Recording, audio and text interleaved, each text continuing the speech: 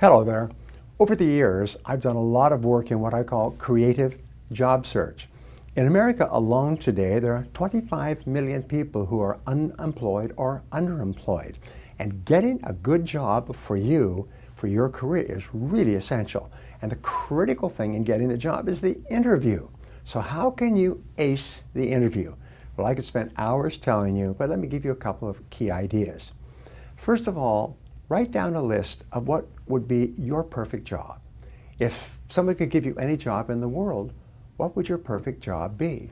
See, the greater clarity you have before you interview, the more likely it is that you will find the right job for you. Next, when you have an interview coming up, research the background of the company on the internet. Go to Google, go to Wikipedia, but get every single detail, print it out, write it down, take notes. Understand the history of the company and the background of the company. Look at the products and services of the company and look at their competitors. Is the market growing or is it flat? Are some companies doing better or not? When you go in there, you should be very knowledgeable about the company and the industry where you're interviewing. Next, learn as much as you can about the person that you're talking to and prepare a series of questions to ask. The key in the interview is for you to interview, not the other person. When you go in, ask a lot of questions about the business, where it's going, how it is today, where the possibilities and opportunities are for the future, the key skills that they want and need, the sort of things that they would want from an ideal candidate, and so on.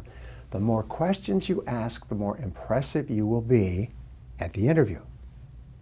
And here's the final key, and it's so simple, it's unbelievable. Immediately after the interview, no matter what happens, go home and write a thank you letter. Just go home and say, thank you very much for taking the time to interview me today. I very much enjoyed meeting you, and I really hope that something good comes out of our talk together, and I wish you a wonderful day. Write it by hand, not an email. No.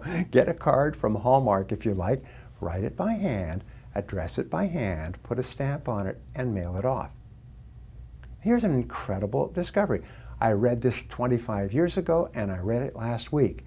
Is that many people interview for the job, and you know what the company does?